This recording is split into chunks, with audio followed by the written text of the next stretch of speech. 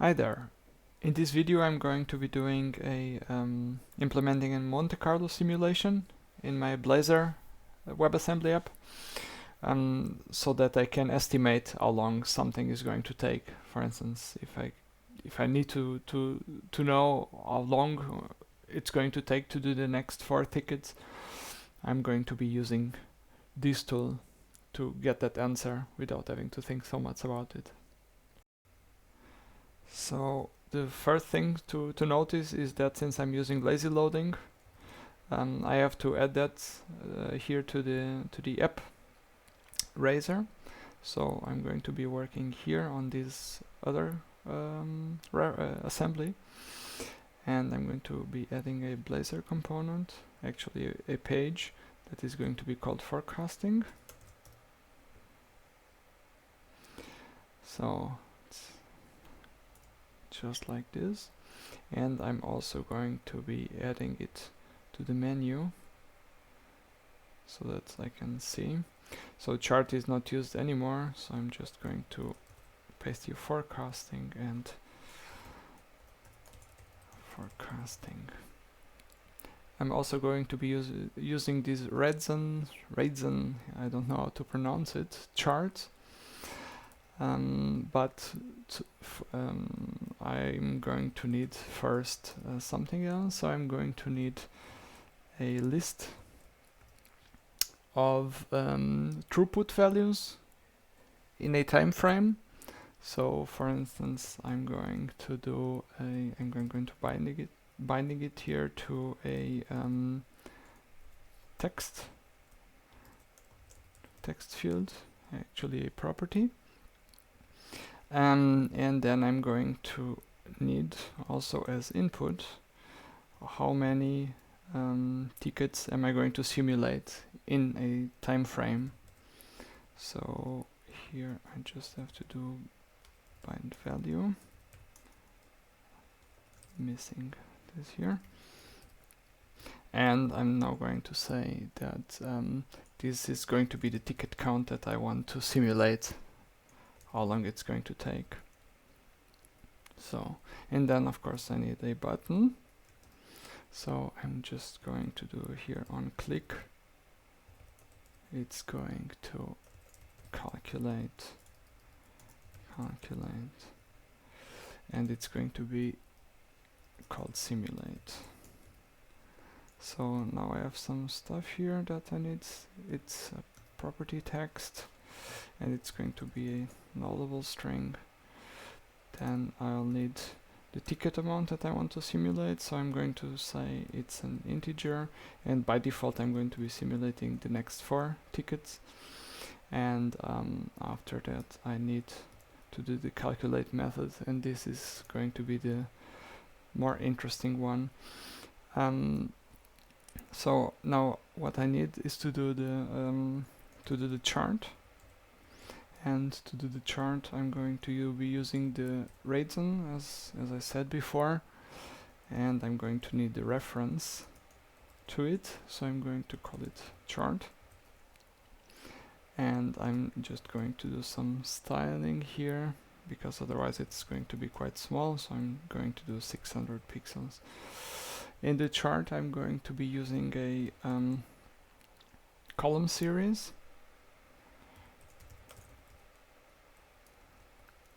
So I want the columns to be displayed, and for that the most important is the data actually, and the frequencies are going to be coming from here. So I'm going to create the property, and here is the interesting one interesting point. In order to do this, I'm going to need a record or a class. It could also be private record, and I'm going to call it entry. And in this case I'm going to need a category, so this will display how long is the time frame actually, and then a value, it's the simulation value. So in this case I can just say that it's going to be a collection, a list of entries, just like this. And it's going to be yes, and now it's complaining because it should be public here. So, and now I'm just going to initialize it empty at the moment. After doing this, I'm going also to do the something else. I'm going to do a value axis, and here I'm going to say that I want grid lines,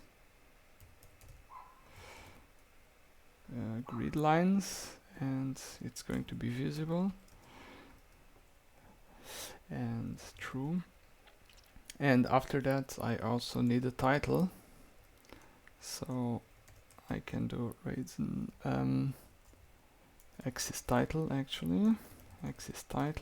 and in this case it's going to be called the frequency. How often it happens in the simulation that it takes, for instance, 2 or 3 or frequency or 4 days. And I'm almost done. I just need a category axis, and in here I need again the axis title, so or it's going to be called, and in this case it's going to be called time frame. So now I need to create the chart, so just like this. Now I'm going to start doing the implementation of the simulation. And in order to do this, so if I start the page now, it's not going to be that spectacular. I can just start it just to show it how it looks at the moment. And it doesn't even work because there are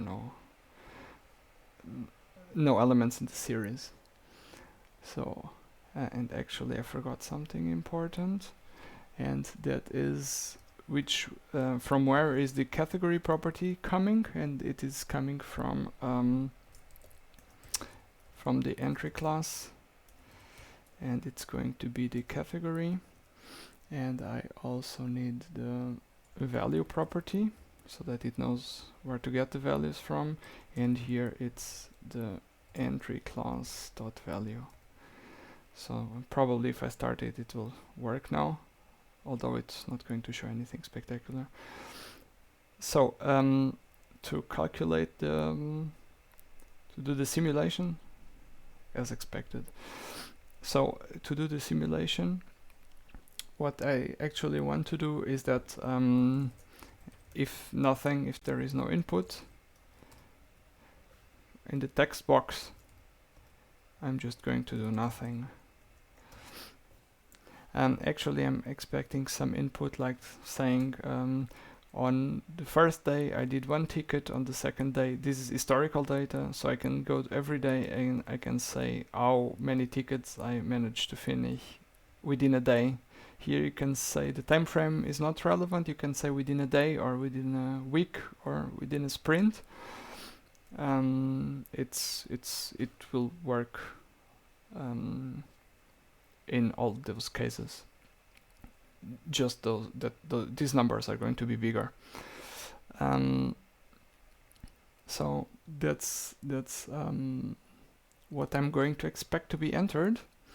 So I'm going to be retrieving the tokens from the text box. In that I'm going to split it by a comma, and I'm going to select the values, and I'm just going to do a parse. I'm just going to parse those values to an integer, and I'm going to get the list here. And now Rider is saying that I can just write it like this. Very good. So to do the simulation, I actually can just say that if you need some background on how to use how Monte Carlo simulations work, I'm not going to do that here. I'm just going to implement it, but I can tell that you can do a simulation, or it's usual to do simulations like 10,000 times simulate something. It can be 1,000 times. The bigger the number, the better. it is, or it should be. And so I'm going to do it 1,000 times, and based on the number here, it's not so important. I'm going to simulate. I'm going to do a simulation. So I'm just going to write it like this. And in this case, I'm just going to pass the tokens because it's going to be needed. So what's happening here within the simulation is that I'm going to return a value.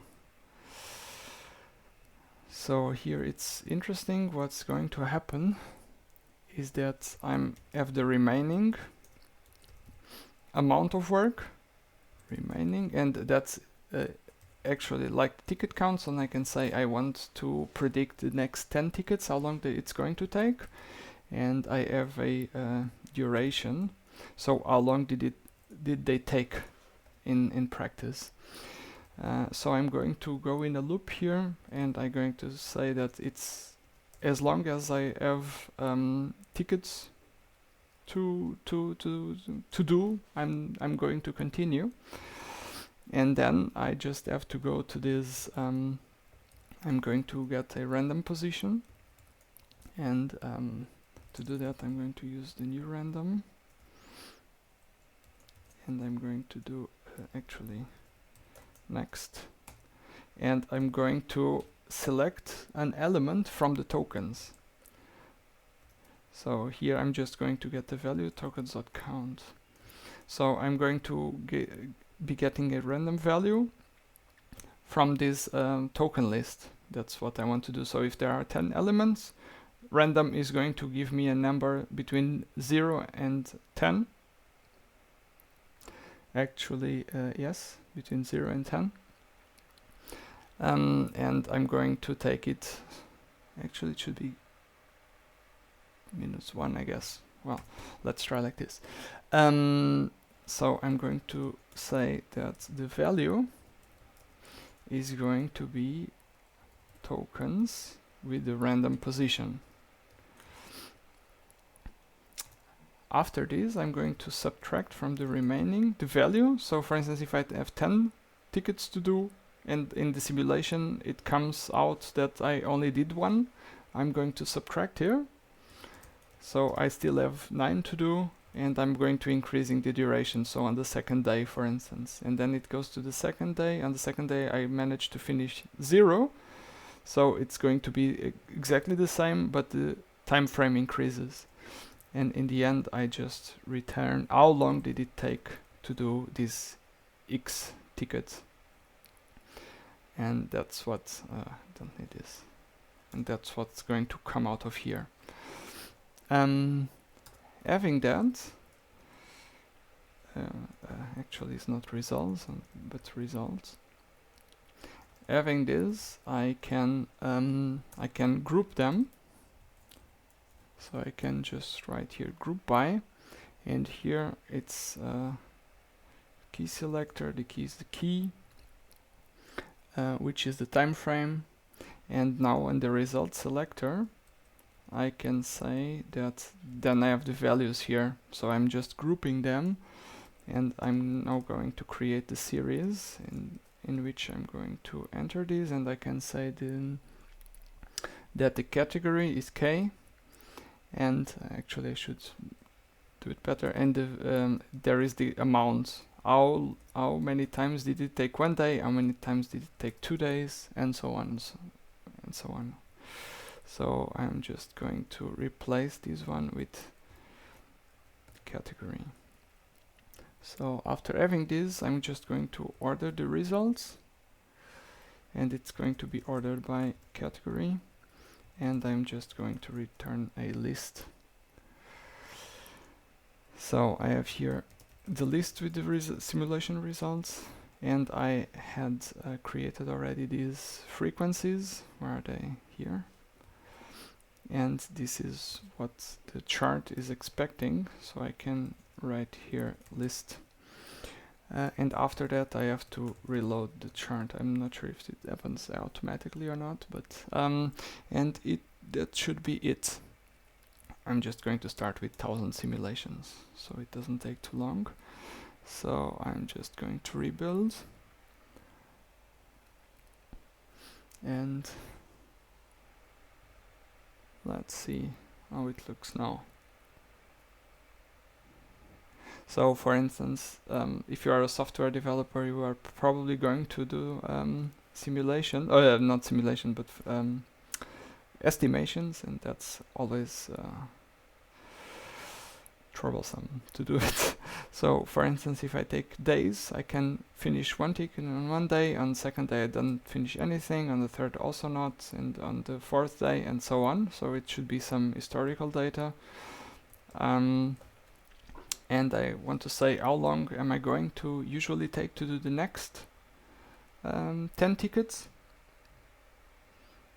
It's actually not working because probably missing something here.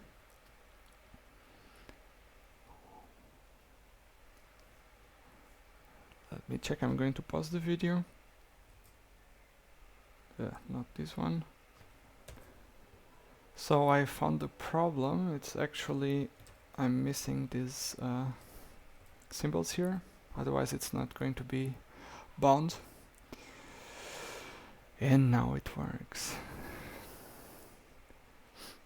So there is something here in the forecasting. If I, as I said, if I take like these historical data and I simulate them, I can see that to do 4 tickets, usually I'm going to need around, so for instance in this case, in the simulation 300 times, it took me 3 days to do 4 tickets, 229 times to do 4 tickets, 194 times to do, actually it took me 5 days to do this amount of tickets, 100, and there was also one time in which it took 11 days to do 4 tickets, which it would be quite unlikely, but so this is how it works. It's actually the display that I don't like this display like this so much. There is a trick how to get it better, but it has to do more with reason, and that the trick is that I'm going to be using here another property that is going to be a string. I'm going to call it category string, and it's just going to be the category to string. Sorry, to string, just like this. And now I'm going to use it here in the chart. And what I'm also want to do is that I'm going to add a title. So it's going to be called title, and it's tickets in time frame.